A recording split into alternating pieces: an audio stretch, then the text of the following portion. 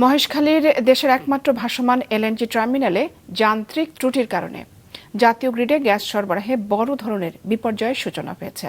সারা দেশের CNG filling station এবং আবাসিক এলাকায় দেখা দিয়েছে তীব্র গ্যাস সংকট। গ্যাস নির্ভর কারখানাগুলোতে ব্যাহত হচ্ছে উৎপাদন। সকাল থেকেই রাজধানীর বিভিন্ন সিএনজি ফিলিং স্টেশনে গ্যাস নিতে লম্বা লাইন দেখা যায়। ২-৩ ঘন্টা অপেক্ষা করেও পাওয়া যাচ্ছে না পর্যাপ্ত গ্যাস। অনেক চালক বাধ্য হয়ে অন্য স্টেশনে ছুটছেন, কিন্তু সেখানেও একই চিত্র। ডিজেল অকটেন এগুলারে জ্বালাইছে, এখন জ্বালাইতেছে গ্যাসের। এইভাবে চললে আমরা কিভাবে গাড়ি চালাবো রাস্তাঘাটে? আমরা যখন নেই তখন আবার দেখা যায় 200 টাকা যায়, 250 টাকা যায়, মানে অর্ধেক গ্যাস আমাদের লাইনে থেকে পোড়াইতে হয়। ফিলিং স্টেশন সংশ্লিষ্টরা জানান, গ্যাসের চাপ কম থাকায় গাড়িতে জ্বালানি ভরতে বেশি সময় লাগছে। কিছু স্টেশন সাময়িকভাবে কার্যক্রম বন্ধও রাখে। প্রত্যেক গাড়িতে আপনার 60 সিলিন্ডারে আপনার 230 বা 180 বা 220 এরকম গ্যাস ঢুকে। আর সিএনজিগুলোর ভিতরে আপনার 40 টাকা, 50 টাকা, 38 টাকা এরকম গ্যাস ঢুকে।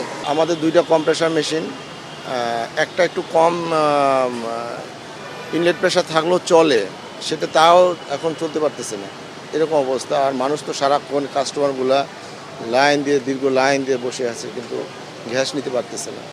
শুধু সিএনজি স্টেশনই নয়, রাজধানীর ধানমন্ডি, মোহাম্মদপুর, মিরপুর সহ বিভিন্ন আবাসিক এলাকাতেও গত কয়েকদিন ধরে তীব্র গ্যাস সংকট চলছে।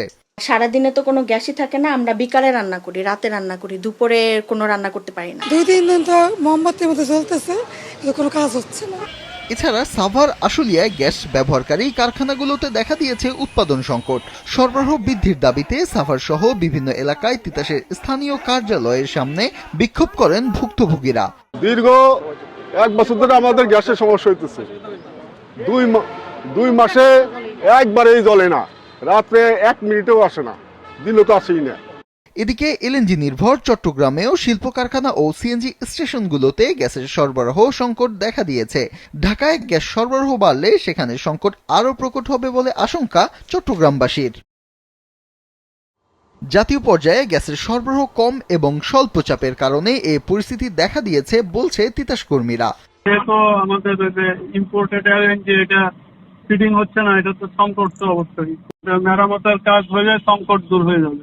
মহেশখালীতে ভাসমান এলএনজি টার্মিনালে যান্ত্রিক ত্রুটি মেরামতে আরও 2 দিন সময় লাগতে পারে বলে জানিয়েছে সেখানকার কর্মীরা। এদিকে গ্যাস সংকটের পাশাপাশি জ্বালানি তেলের সংকটের খবরে ঠাকুরগাঁও এবং যশোরের বিভিন্ন ফিলিং স্টেশনে দেখা দিয়েছে যানবাহনের বাড়তি চাপ। ফাহিন হামিম, মাছরাঙা সংবাদ, ঢাকা।